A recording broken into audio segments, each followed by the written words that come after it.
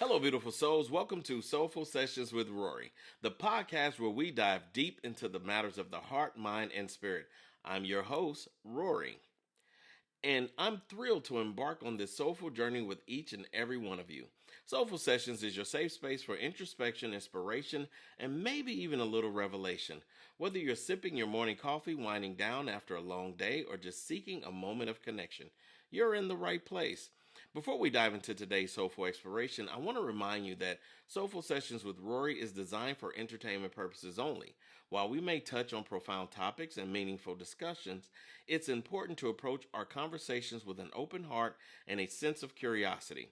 Life is a journey, and so is this podcast. We'll navigate the realms of self discovery, spirituality, and personal growth. But remember, the insights we share here are not a substitute for professional advice or guidance.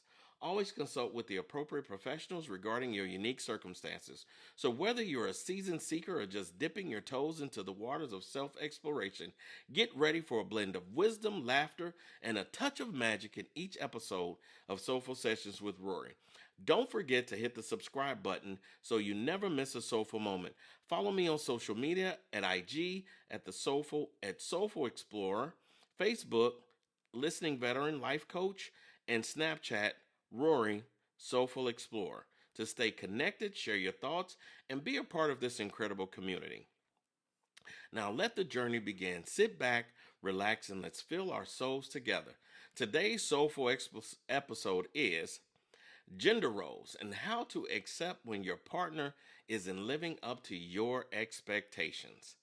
So, discussing gender roles and accepting when your partner doesn't conform to your expectations can be sensitive but essential aspect of a healthy uh, re- relationship.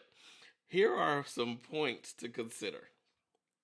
So, number one, understanding what gender roles are. Now, this is where it gets a little tricky and a little murky because I think that gender roles have a lot to do not just with your perception of what they are, but also the culture. So, in other words, when I speak culture, I'm not just talking black, white, Asian, Native American, and things like that. I'm talking culture as far as whether you come from up north, down south, over east, from Europe. So, culture has a major role in what your perception of what gender roles are. So, gender roles are societal expectations about how individuals should be based according to their gender.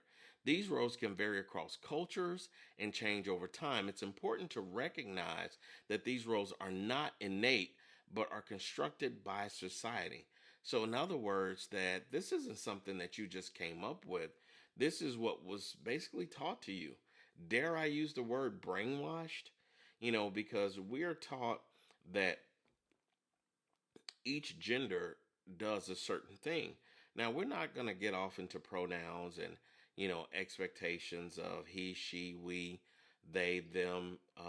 So understand I'm not doing that. I am just going to do it from the perspective of, male, female right now. And genders according to my culture. So it's not about whether or not I'm trying to understand your culture in this moment. I'm just using this so that I can speak on my culture and go from there. So, gender roles. I grew up in a single parent home. So I believe that there was a confusion, and I'll use the word confusion about what gender roles are. So, in other words, I saw my mom doing everything, so I didn't know that there was a separation. And she didn't tell me, hey, as a young man, you have to, do this, this, and this. And whoever your wife is, your girlfriend, it's your role and responsibility to do this, this, and this for her, and her role to do this, this for you. In fact, I think it was kind of the opposite for me because what I believe my mom did was said, I'm going to teach you enough so that you don't have to rely on anybody. So I learned how to cook. I learned how to clean. I learned various things just from the outside world about being a man, learning how to be a provider and protector. And a lot of those things didn't come until I was in different relationships. Because again, As a mother, I don't think that she um, had the wherewithal to prepare me on how to be a provider and a protector for my spouse, for my wife, for my girlfriend, or whatever I have. Instead, she just wanted to make sure that I was well rounded and that I could fend for myself. Now, that can become a problem because when you get into a relationship and you don't understand what your role is to that person. Now, understand what I just said. Your role to that person, that's going to be a problem because you can understand what your gender role is, but does it necessarily fit what that person believes is your role? Because if they don't understand what you see as your role and you don't understand what they see as your role, you're eventually going to have conflict. You're going to bump heads. So that can be detrimental. So that brings me to number two, communication. Open and honest communication is key. Discuss with your partner your thoughts and feelings about gender roles and how they impact your relationship. Be willing to listen to your partner's perspective as well. I've heard so many times that, oh, that's a man's job. That's a woman's job. That's something that only men are supposed to do. Well, I'm going to be honest, in my opinion, not saying that I'm right, but in my opinion, in today's society, unfortunately, we all have been survivors. So it's like we're all in this post apocalyptic world where we're surviving. So it doesn't matter what we do when we're by ourselves, we survive. And so that means that if I don't have a woman, then there are things that I'm going to do that some people expect only women to do. And if a woman doesn't have a man, there are going to be some things that she does that most people expect that only the man should do. Now, again, we got to remember and remind ourselves that these are societal norms. That doesn't mean that you're right. That doesn't mean that they're right. It just simply means that everybody has an opinion. And that opinion is their belief system. Just remember, like I always say, your truth is not my truth, and my truth is not your truth. So the way that you eliminate any issues with that is communication. Now, unfortunately, having the conversation doesn't mean you're going to eliminate the problem. That means you just have the conversation. Because if I was to say that, it's a woman's job to make sure that there's gas in the car, it's a woman's job to make sure that the tires are full, it's a woman's job to make sure that the car goes to the mechanic when it's supposed to, I'm sure there would be a bunch of people in an uproar and talking about how that is what a man is supposed to do. Now, I don't believe what I just said, and that I said it specifically for a reason. You know, um, what if I dated someone and her thought process was that she was responsible for her own vehicle? She was responsible for maintenance and making sure everything is okay, whether we were married, boyfriend, girlfriend, or whatever have you. And my belief system says that, I'm chivalrous. So I make sure she has gas. I make sure that everything is taken care of. Her check engine light isn't on. I'm doing that. But she didn't feel that way. And so we don't have the communication. And I go out one morning, I get her car, I take it, put gas in it. I see the check engine light is on. So I take it, get that checked out, and I do my due diligence. And I come home and she's fuming, upset, angry. And I say, baby, what's wrong with you? Well, she's angry because she had planned to take her car to the shop that day and do all the things that I already did. And her response is something on the lines of, do you think I can't take care of myself? Do you think I don't know what I'm doing? So now it becomes a question of validation. Is it me trying to tell her she isn't good enough? Now, of course, that's not the case. And I know that this is an extreme scenario, but I'm using this scenario because I'm trying to teach you how ineffective communication can cause problems. So when you're communicating about gender roles, you got to have the hard conversation. And you got to ask simply, what is it that you expect for your woman to do? What is it that you expect for your man to do? Now, I'll be the first to tell you, I hate the terms high value man and high value woman, low value man, low value woman. I don't even like gender roles as an explanation because here's the problem: everyone's opinion is different, and a lot of the high value things appear to set preference on not character but financial ability, not character but physical looks, not character but whether or not this person can cook or clean. It's so many things that they substitute for character, when you talk about high value, low value. And so the reason I bring this up is because when we're discussing gender roles, everyone is saying, oh, I want a high value man. Oh, I want a high value woman. What is a high value man? What traits and characteristics are you looking for? Are any of those characteristics or traits that you would say are simply for men? It shows you that that's an quote unquote alpha male, which, by the way, alpha male is no longer real terminology. It's something that we just decided to use even after the research that the same man created was disproved. So people still use the term, and it's not even a real term. But that's a whole nother topic, and we're not going to go there. So there aren't any alpha males or females. Surprise! But yet, we have allowed ourselves to say that a man isn't a man if he doesn't do X, Y, and Z. Or a woman isn't a woman if she don't do X, Y, and Z. That's just so not true. Because for one, you are who you are. Two, it's about character and belief systems. So if you think that a man isn't a man if he doesn't pay the bills, or a woman isn't a woman if she doesn't pay the bills, that's a belief system. You have to ask yourself, what exactly am I expecting from this person? So what if they do pay the bills, but when they pay the bills, they're only paying their bills? Still a man, still a woman. What if they don't consider you when they do things? Or let's go different. Let's say they're paying all the bills, and but they don't treat you right. And what I mean by that is, yeah, they pay all the bills, they take you out to eat, but they don't love you. They don't show you compassion. They don't show you kindness. Does that make them a man still? Does that make them a woman?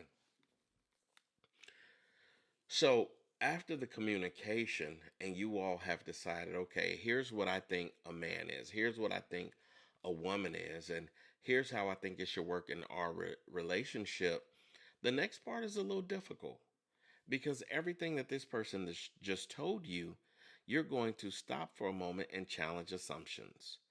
Question your own assumptions about gender roles and where they come from. Consider whether your expectations are based on societal norms, personal beliefs, or a combination of both. Like, I am chivalrous. I'm going to open your door. I'm going to make sure I pull your chair out. I'm going to make sure that you're good. That's me and chivalry. But if I date a woman who doesn't want that, I have to reevaluate my approach if I'm trying to be with her. I have to challenge my own belief system.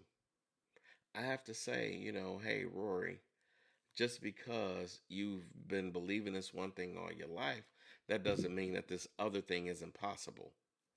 And sometimes I think we allow our egos to get in the way of progress. And what I mean by progress is basically showing that person how valuable they are to you by accepting their traditional beliefs and doing it their way. If it doesn't hurt you or cause you money, how is it a problem? Just something to think about. So challenge your own assumptions and your personal belief system.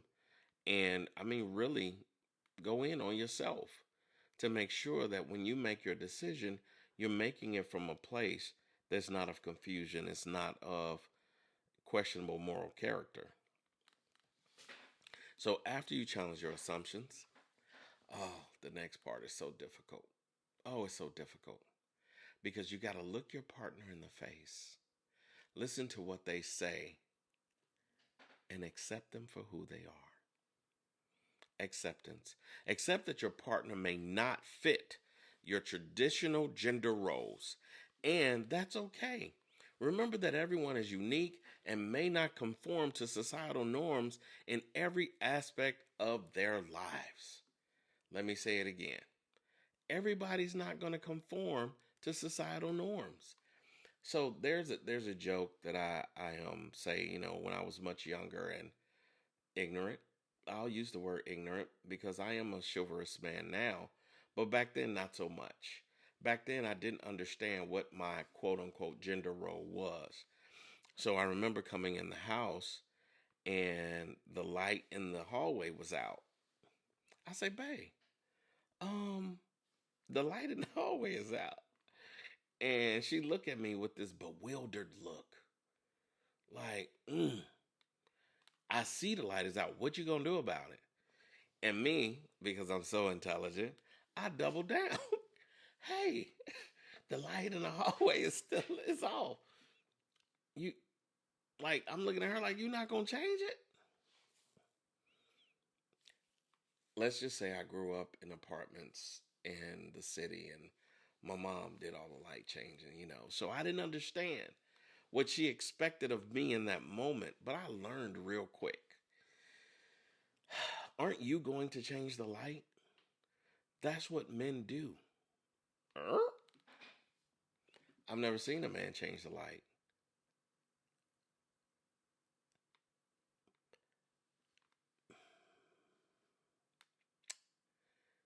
Communication. I never seen it, so I didn't know it existed. We took out the trash. Didn't know we mowed the lawn. Didn't know we cleaned the gutters. Didn't know that the man's role was outside, the woman's was inside, according to her belief system. So it was new to me, and I had to learn to adjust and adapt. I think I adapted at least 10 years later. So being able to accept that your partner just may not get it, but with time, energy, and patience, they could. They could understand better if you're willing to tell them and show them. The other thing that you have to do, or you don't have to, but what I would recommend is compromise. Compromise is so important. Compromise says, I see what my partner needs from me. And I don't have a problem with sacrificing my time, my energy, my attention for this endeavor. You gotta be willing to compromise. You know, um, find ways to compromise and find a balance that works for both partners. This may involve negotiating household chores, parenting responsibilities, or other aspects of your relationship. In my situation, I remember I started cleaning more. I started doing the dishes. I started cleaning the kitchen, making sure that she saw that she had somebody who had her back, even though her expectations were me being the man outside. So it was a lot. And I think that if you're going to be honest with yourself, you also have to know what you can do. You can't just sit up there and try to fulfill expectations if it's not really who you are. It will bite you in the long run. So be very careful with that. So be willing to compromise. Be willing to have a better understanding of what this means to your partner. So that way, when you're doing things, you can do them with a smile. You can do them from a place of enjoyment. And, the compromise won't seem like a chore or a task. The next thing that we're going to talk about is support. Offer support to your partner as they navigate their own identity and challenges related to gender roles. Show empathy and understanding and be willing to stand up for them if they face criticism and discrimination. So, in other words, if you're telling your partner, let's say my partner's telling me, hey, I want a man that mows the lawn. I want a man that, works on cars. I want a man that changes light bulbs. And, I'm telling my family, like, oh my God, she wants this from me. She wants that. And my family, again, my culture, they don't agree because they have a different culture. And now, you know, I'm being ridiculed by them and they're telling me, well, you should go do this. And I go do that.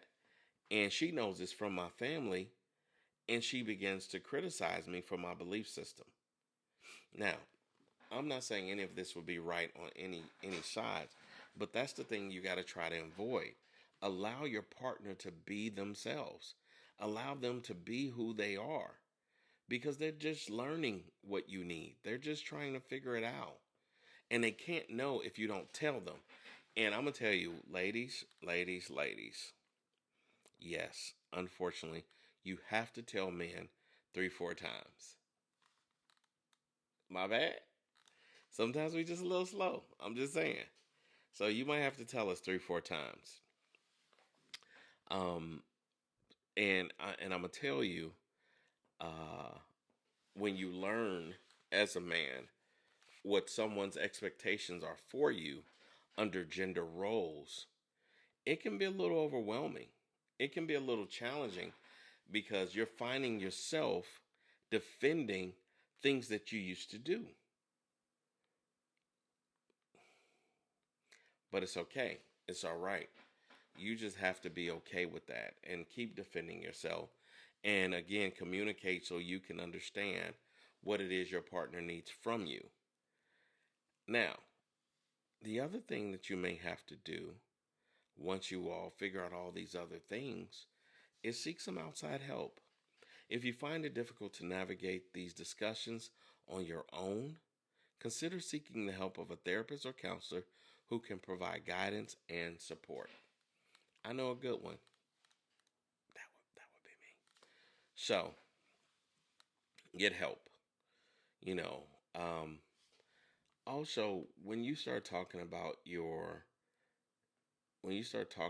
your belief systems, when you start talking about the gender roles, you know, it's okay to talk about the values and compatibility. Instead of focusing solely on gender roles, focus on your shared values, goals, compatibility as a couple, because these factors are often more important for the success of a relationship than adherence to traditional gender roles. Like, for instance, if my spouse is good at finance and I'm good at finance too, um, and she just feels like she can help us move faster or whatever it may be, I'm going to make sure she has access. I'm going to make sure that she's in a good space. And I do understand that it may not work like that for everybody, but I'm still going to make sure of that for me. Um, the other thing is making sure that you take the time to let your spouse know, let your partner know, your girlfriend, boyfriend, let them know that though you have these gender expectations of them, you still understand their struggle and their adjustment. Just because a man doesn't fulfill those roles, or just because a woman doesn't fulfill those roles, it's still up to you to decide if you're going to be with that person and if you're going to provide them the guidance to help them please you. Celebrate your differences. Next, embrace the differences between you and your partner, recognizing that diversity enriches your relationship and allows you both to grow as individuals. So it's okay to celebrate the differences. Like when somebody says, "Oh, wow, you grew up in an apartment, so you really don't understand what it's like to mow the lawn. You don't understand what it's like to trim the hedges. You don't understand what it's like to, at Christmas time, put lights on top of a house." I might have had a flashback, I'm just saying. But the point is that you have to celebrate the differences. Be mindful of what your partner has gone through and celebrate the differences. So that's easy to do. Just take the time to do it, right? The other thing is, and last but not least, self-reflection. Take time to reflect on your own beliefs and attitudes towards gender roles. Consider how these beliefs may impact your relationship and be open to challenging and evolving them over time. So, in other words, be okay. Everything will fall into place. That's my belief system. You know, um, when you're navigating the roles in a relationship and it requires open communication, acceptance, and willingness to challenge societal norms, you just got to move forward with it. By fostering understanding, empathy, and mutual respect, you can build a stronger and more fulfilling relationship with your partner. In other words, just take the time. Try to understand. Have real conversations. Don't judge. Be okay with who people say they are. Be okay with how they move.